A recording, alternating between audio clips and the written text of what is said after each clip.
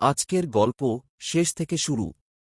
একটা সময় ছিল যখন রাহুল নামে একজন ছেলেকে সবাই অসফল বলত।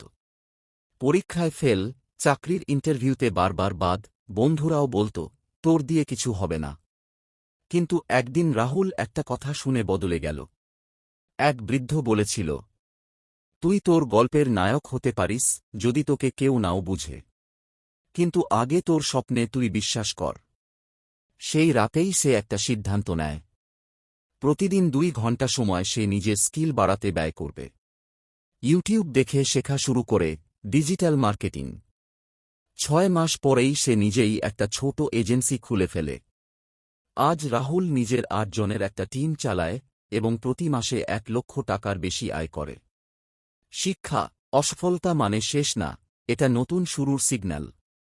আজ তুমি হয়তো হতাশ, কিন্তু যদি আজ থেকেই শেখা শুরু করো, কালকে তুমি হতেই পারো কারো প্রেরণা। ধন্যবাদ।